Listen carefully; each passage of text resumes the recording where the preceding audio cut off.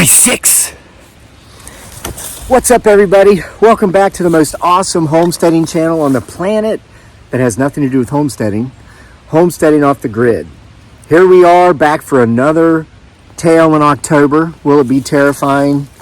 May we see or may we not see a Bigfoot Sasquatch in the background behind me as I'm telling this tale? No, it's not a green screen. These are real leaves, real forest behind my house, where potentially we may have a real Bigfoot Sasquatch. So keep looking. Some people have been seeing some appearances here in these videos lately. So I'm going to talk about something today that will start out in the beginning. It'll have something to do with the paranormal, ghosts and whatnot, cryptids. But then we're going to transition into some life stuff. Some new life stuff I've recently learned, right? And sometimes I come out here and I give this sage advice. Half of you think, this guy's an idiot. What's he talking about? The other half's like, yeah, I get it. I've been through that too. And now I understand that, So for those of you it helps, hopefully this will help. Maybe everybody will get something out of it. But it has to do with paying attention, taking notice, being present, and being a part of. Okay, now, where am I going with that? First of all, let's get to these.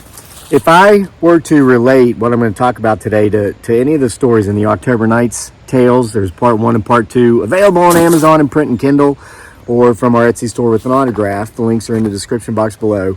But I think it's the first or second story in part 2. It's called Here's What Happens When You See a Ghost. Now listen, if you don't want to buy the books, that's fine. I have read all these stories except one. There's one in here that would get me kicked off social media, so I didn't really read that one. It's called Let's Go Sue Somebody. If you've read it, it's trashy, but it had to be real, right? So just can't say that stuff and talk about those things on social media. But it's a story about, there's playlists. I've made playlists. Go to the channel, look for the playlist on the About page or whatever, and look for October Nights 1, October Nights 2. So you can hear me reading all these stories. But the one about how to catch a ghost, it kind of,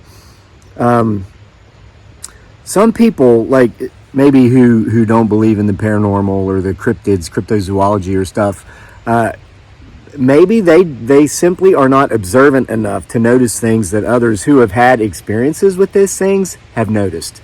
And I will just tell you this. I know people who are educated professionals, who are strong in their faith. Some who are agnostic or maybe even atheists. They have no faith, but they're not loonies. They're people that have important jobs, successful careers, they raise families, and they have their stories. They have their stories about the time they saw a ghost or the time they saw something in the woods that they know is not supposed to exist.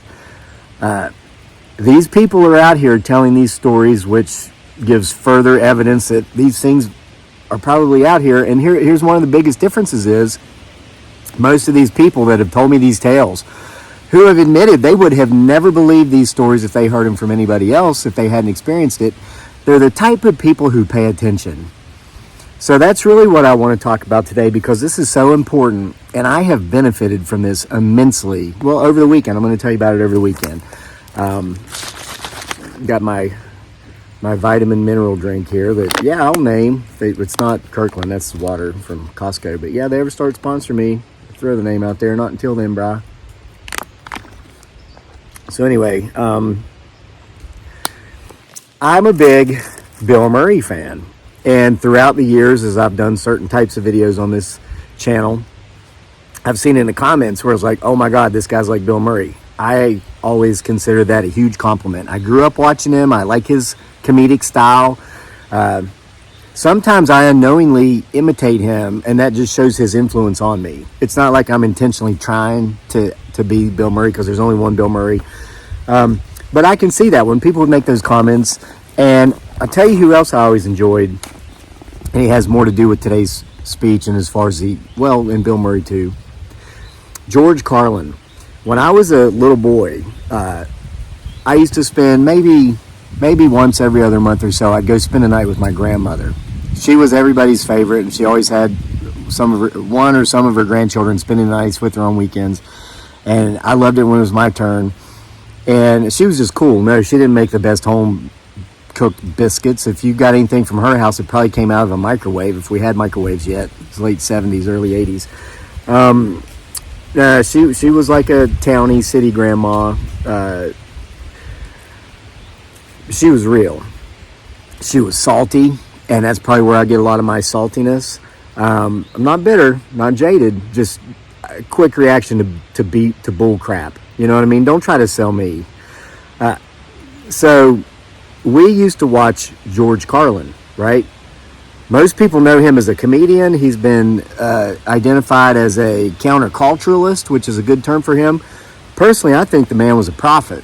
And if you watch us over on our Facebook page, Sick Twisted Humor, where we have 983,000 followers as of this recording, like 17 days before Halloween. We're 17,000 followers away from having 1 million, and it's my goal to get there by Halloween. But how cool would it be to get there on Halloween, right? It's almost like, ooh, symbolic. So, but I remember watching George Carlin with my grandmother when I was a little kid. I was a preteen, and she thought he was funny. I'd hear him laughing, but he scared me. Because, yeah, what he was talking about, he put a funny spin on it, but what he was talking about was a scary reality. And, you know, that soul trap thing, I made the hour-long video on here about a week or so ago about, buying the lies of our society and our culture, so you pretty much become a sheep and a hamster in a wheel your whole life.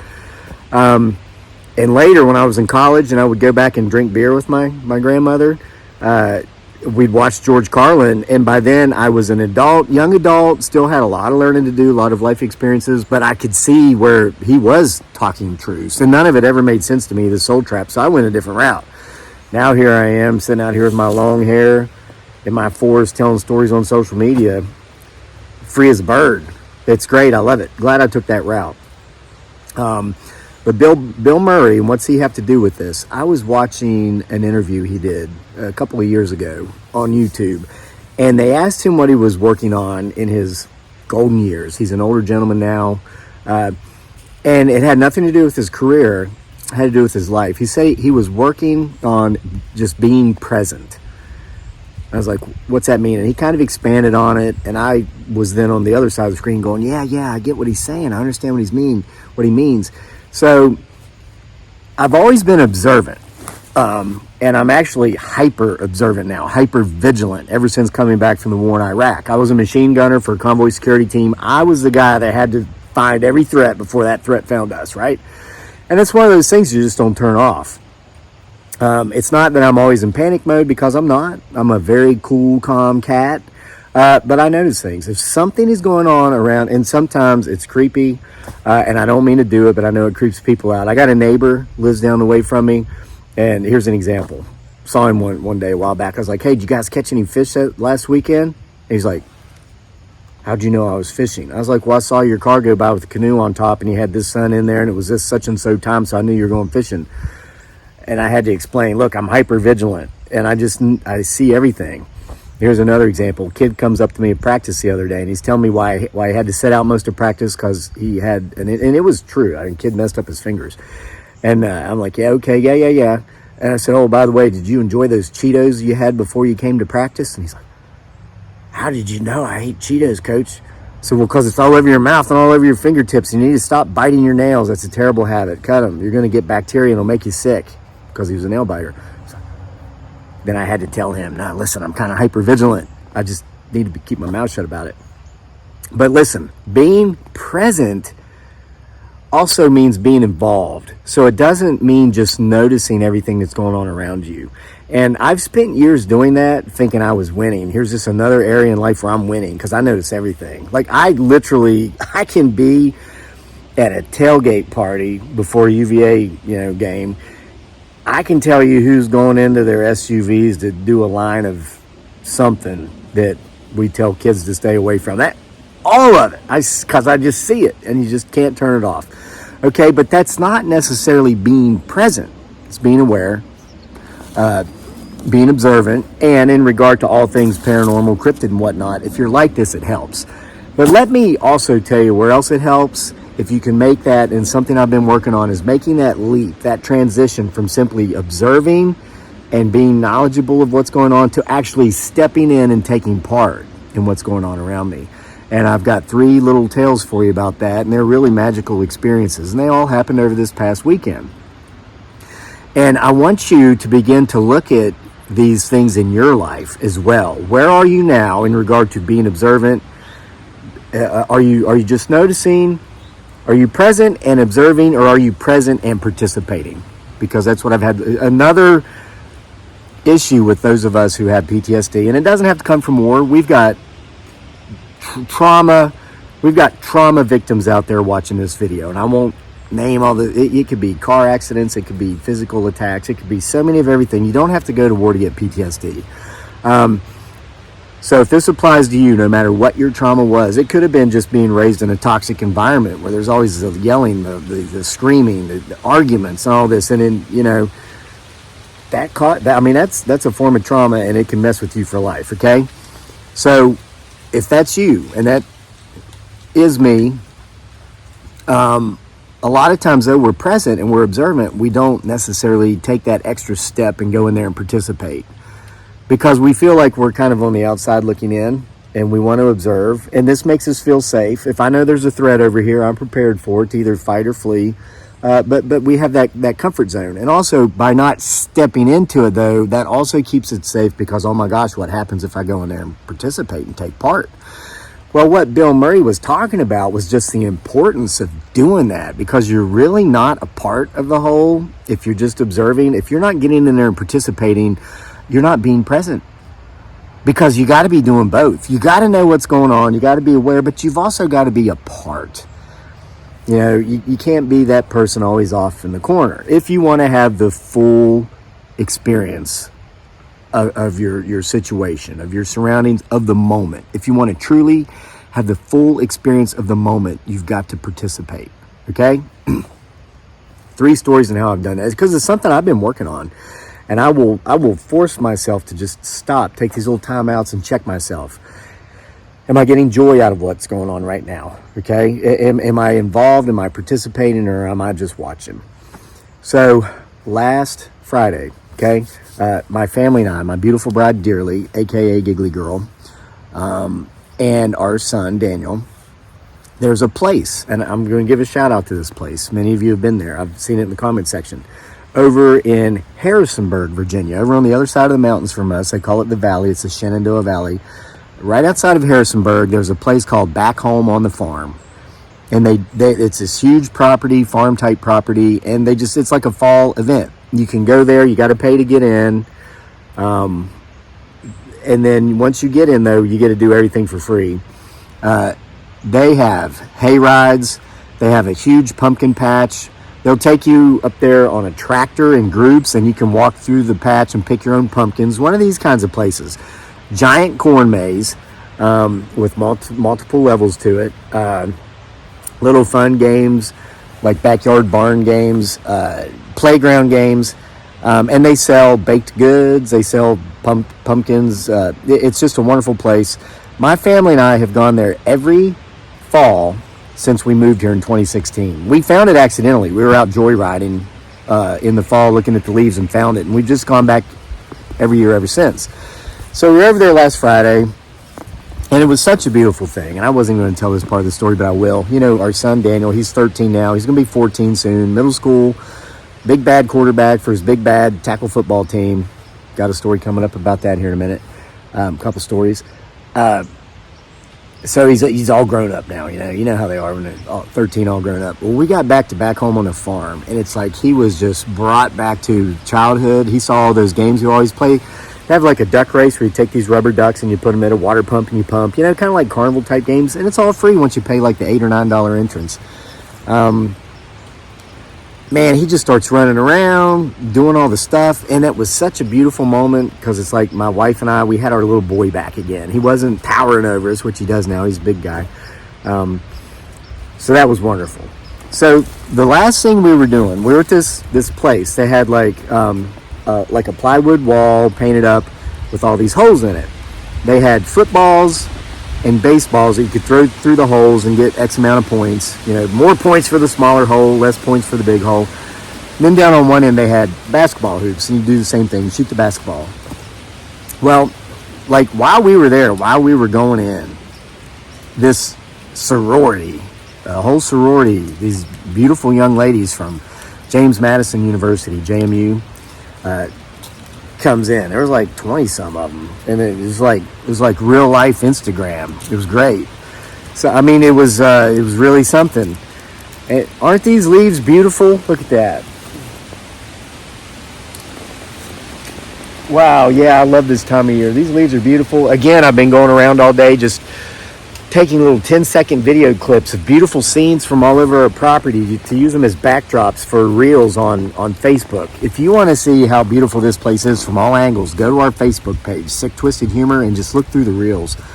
There's actually some background from footage from this place I'm talking about, back home on the farm. You can see the big pumpkin patch, Dearly and Daniels and one of them picking the pumpkins. It's really neat.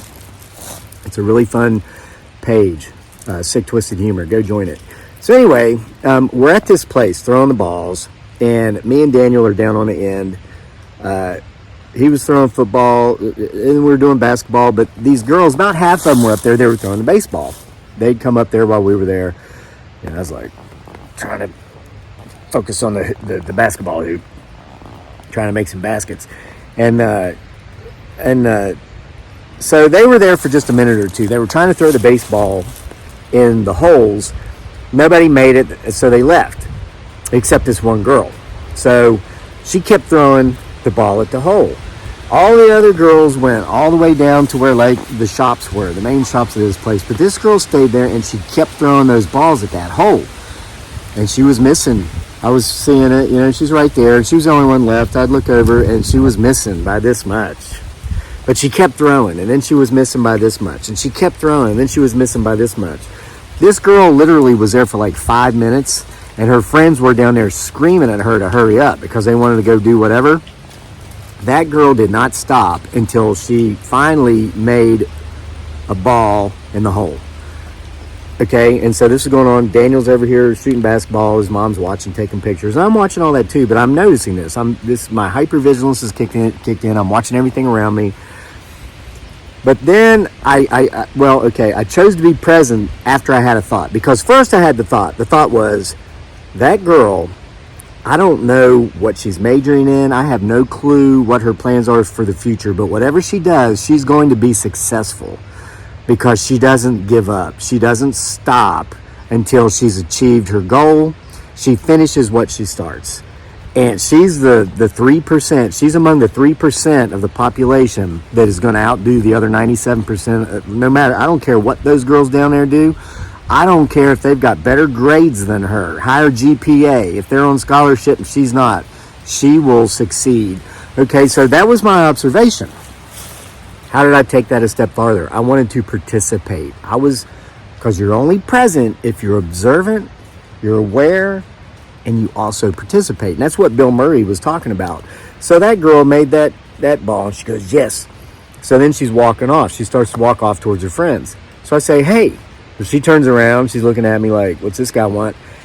And I said, listen, I just want to let you know that you are going to go so much farther in life. You're going to be so much more successful than your peers because you stayed until you succeeded. They left when they thought they couldn't. They thought there's no way, this isn't my thing. They walked off. It wasn't your thing either, but you stayed until you succeeded, and you were going to go further in life than your peers. I just thought I'd tell you that. And she's like, oh, okay, thanks. And then she turns, and all of her friends saw that I was saying something to her, right? So she's going down the hill, and then, of course, I get, like, flashbacks from when I used to talk to pretty college girls 30 years ago. When I was in college, I was like, oh, no, this isn't going to end well. So she goes down there, and I hear them, like, you can tell they're like, what was that guy saying? What was that guy saying? And I thought, oh, no, here it comes. This is where it's like, ew, gross.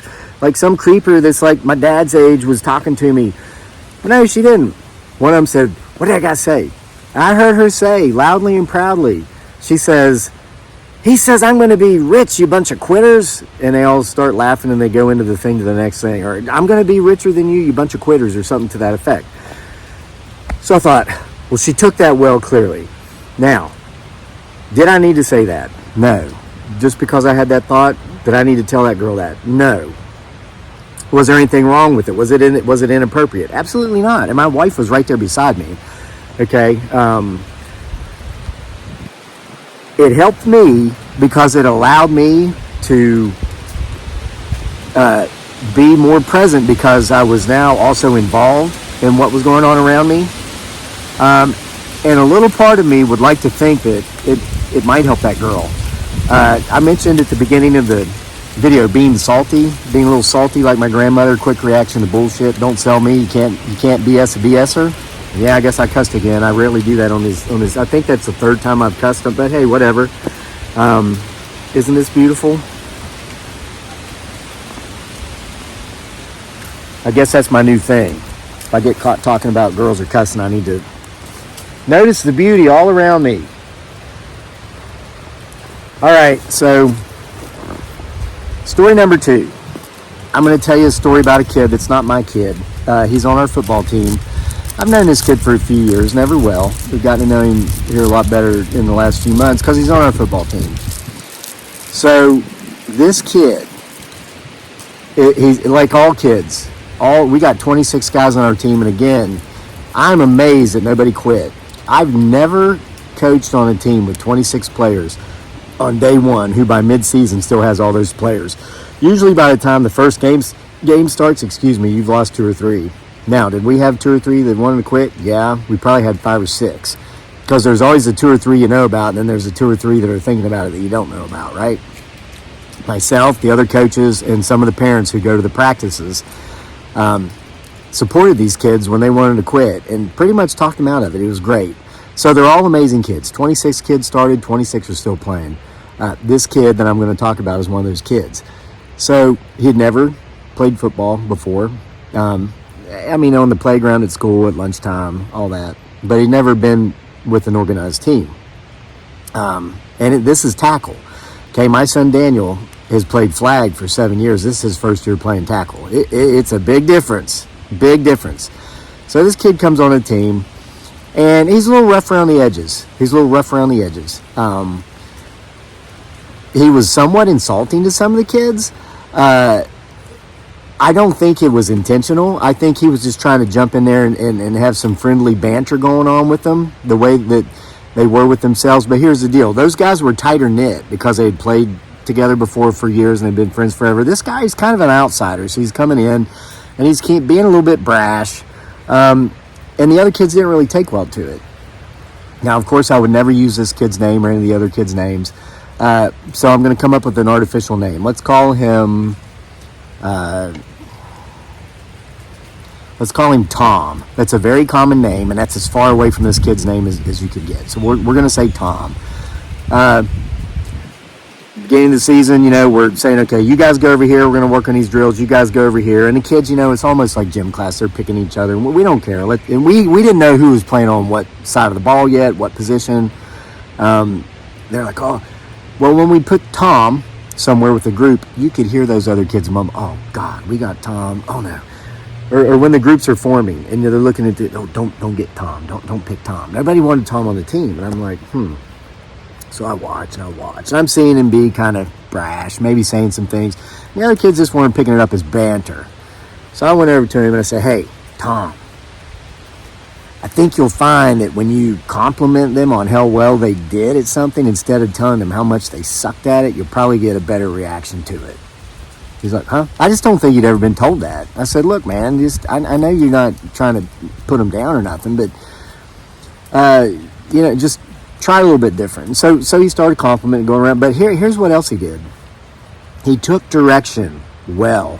He knew he didn't know what he was doing, so he paid close attention to all of the instruction that was taught by the coaches on how to hit, how to tackle, how to do everything. And we've tried this kid at every position, and here's the strange thing. He's good at all of them. It's just he was better at some defensive stuff. He picked it up quicker, so he's ended up being a cornerback and a linebacker. One of the best tacklers on our team, one of the hardest hitters in the league, and he's never played. But he figured out what he needed to do. He does it well. So he's doing this, and we've been doing this for a couple of months now, and he's going around, instead of laughing at kids while they're laying on the ground, telling them how much they sucked, He's reaching down and grabbing their hands and lifting them up and saying, hey, good hit, man, good run, good cut. If they miss the ball, you're going to get the next one. And when he made those changes, you could watch these kids change with him to the point to where for the last 2 weeks, and I told him this, and I want you to pay attention here from the time that I want you to know I told him this. I'm going to tell you why. For the last 2 weeks, I've watched it practice to where when they're breaking up in their groups, and this is one of those kids that's iffy. He could be a starter, but his consistency isn't quite there yet, so he could be a backup. Is he going to be in or is he going to be out? Well, while we're trying to figure this out, all the kids on the team are yelling, we want Tom. Hey, give us Tom. And the kids on the other side of the ball are yelling, no, we want Tom. We want Tom. Now they're fighting over who gets him. He does his job well. He's positive. He encourages his teammates. He's like a different person. So we had our game yesterday, our third game. Okay, third game of the season. And it was a big game. I'm going to tell you how big of a game it was. And we were down a bunch of players. One of our absolute best guys. He's one of our best receivers, one of our best running backs, and he's one of the backup quarterbacks. He's good enough to be a starter quarterback, but the reason he's backup is because he's so good at everything else. We benefit more as a team by having him in those other positions, right? So he was out. He had pneumonia.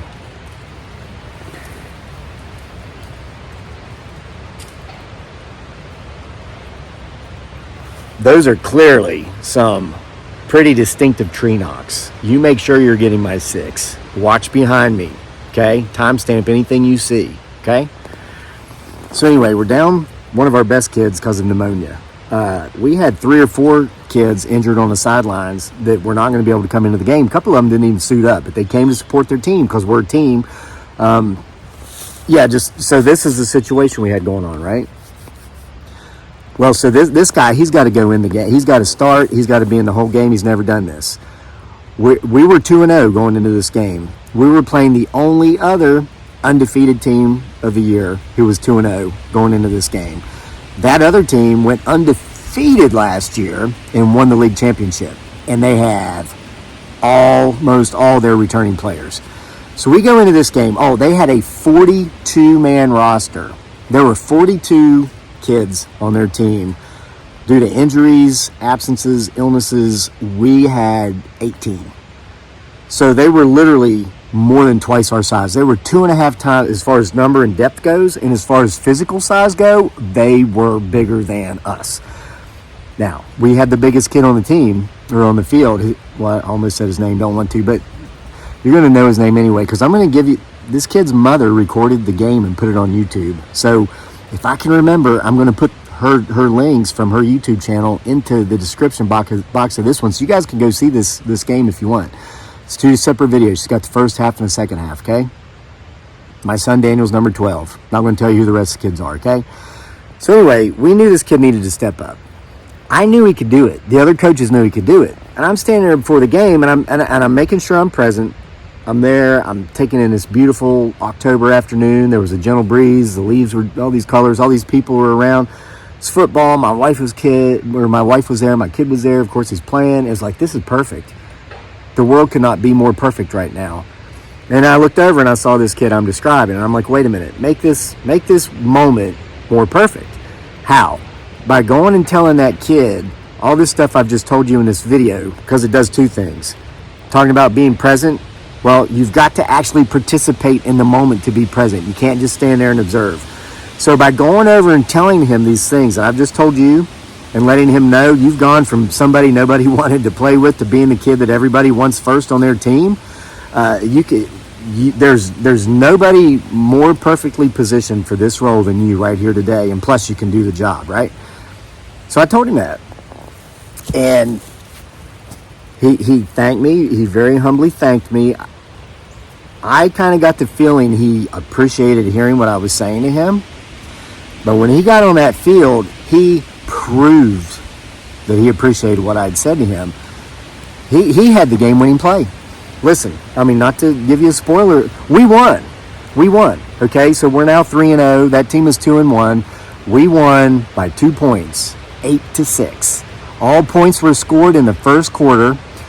our totally awesome running back, a kid I've talked about before. He's the alpha. He's the guy that's, I don't care what he does in life, he's going to be so disgustingly successful at it.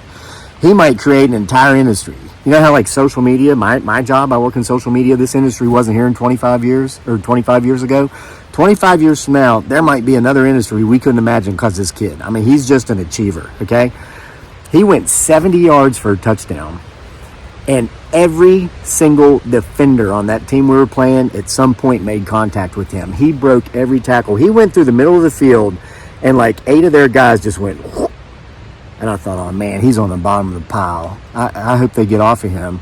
But nobody was down, and he just shot out from the side, started going downfield, and both of their cornerbacks and their safety made contact with this kid. Couldn't stop him. Scored a touchdown. 70 yards.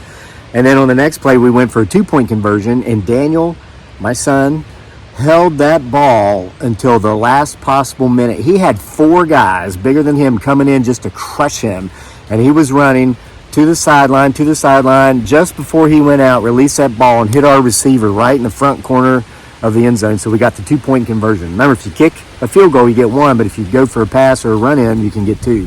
So we went up 8. Now, this is after the other team had scored and missed they tried to do a field goal. They missed. So we took the lead at 8-6. Second, third, and fourth quarter, no one scored. No one scored. It was a defensive game. It was brutal, okay? So anyway, with less than 2 minutes to go, the other team was driving. They were getting ready. They were getting ready to score. They were at like the 12-yard line. It was like 3rd and 1 from the 12. So all they needed to do was get another yard to get a first down. Then they got 4 more tries from probably within the 10 to score, right? 2 minutes left. They had a running back that was 5'10", 210. 5'10" tall, 210 pounds, who was just rolling across our kids all day. He was a beast. The other team never passed once. They didn't pass a single time. And if I had a running back like that, I wouldn't either.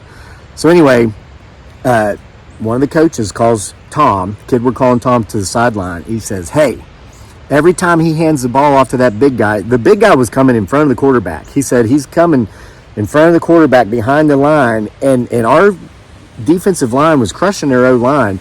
So the coach said, look, they're always fumbling around with that ball. It's always a tricky handoff. He says, I need you, and the kid was playing defensive end. He says, as soon as that ball's snapped, you run behind the line of scrimmage, go over there and hit that kid as hard as you can, and as you both are falling to the ground, take the ball, because I guarantee you he'll drop it. He says, you have got to get this ball back right now on this play, or we will lose this game. This kid goes out there, ball snapped. He runs around from the back of the line, hits this kid that's way bigger than him as hard as he can. They fall to the ground, and then our kid stands up. He got the ball. Forced a fumble, recovered the fumble, and that saved. We got the ball back. We were 4 and out. By the time they got the ball back with 5 seconds left, a little further down the field, they went for a way too long field goal to try to win by 1, and they missed, and we won by 2. This kid, there were so many players of the game, players of the day, because they all did so great, but this kid went from being the kid on the team nobody wanted on the team to being the kid that's winning the game almost halfway through the season, that all the other kids, let me tell you, man, they're today at practice, we got practice, they're not going to want to start until, both sides are going to want that guy. You know what I mean? Offense and defense. So that when he made that play, he saved that game, just that whole day, I personally felt more involved. Because instead of just observing, and think about this, and I'm not trying to give myself the credit. I'm not trying to say this is how coaching is done. This is what a good coach does. That happened because I told that kid that. We must, however, sit back and ask ourselves, if that kid hadn't heard that day right before that game, would he have had the confidence, the courage, whatever it took to do what he did? Maybe, maybe not. It's 50-50. We'll never know. I'm glad I told him, The team, they don't know unless they're watching the video. So anyway, that was number 2. Number 3, okay, and I'm going to make this a little quicker because we're going on 40 minutes here. Saturday, okay, so our game was on Sunday. So Saturday, there was a UVA game. It was a home game. We lost to Louisville 24-20. we usually go to all the home games. We didn't go to this one because we need a break. We're doing football 6 days a week now between our team supporting the high school team on Friday nights. Of course, we skipped that one too. We took the Friday night off. Going to the UVA games on Saturdays. We skipped that. We just needed a break, and we couldn't skip our game on Sunday, so we took Friday and Saturday. Skipped the high school game, skipped the college game. Daly went out with some of her friends, had like a girls' party. Some of their husbands were there. Daniel, my son, and I watched the UVA game on the laptop on the front porch. And it was such a beautiful setting. I mean, you see the backdrop behind me, and we have a pond in our front yard. So here's the laptop, here's the football game with the pond right behind it and all the colored trees. So we're watching the game. It was a wonderful time. Well, it was close at first, and then it looked like Louisville was going to pull away, which, by the way, they never did. It stayed close the whole game. But at one point, I found myself thinking, there's about an hour and a half of daylight left. It's a beautiful day. I could be getting something done, like something productive. I said, we might lose this game. It's not looking good right now. I should just go do something else. And I look over and I see my son, and he's watching the game, and he loves our quarterback, Anthony Calandria. Great quarterback. He's a sophomore, started last year as a true freshman, starting this year. My prediction is you give this guy 2 more years of maturity and growth, he's going to be, by his senior year, if he doesn't go through the transfer portal and he stays at UVA, he will be a household name as far as college football goes. Anthony Calandria, he's from Florida, plays for UVA. All right, so Daniel's watching this. I realized how it didn't matter to my son what happened in the game. He was enjoying it. So I reminded myself, wait a minute, be present. Does the outcome of this game matter in the grand scheme of things? And the answer is no. Because I understand the concept of joy. Most people don't. You've got joy, and then you've got happiness. Or you've got a lack of joy, or you have misery. Here's the difference. Joy and misery, they're states of beings. They're a constant. That's why it's so important that we seek to achieve joy rather than misery.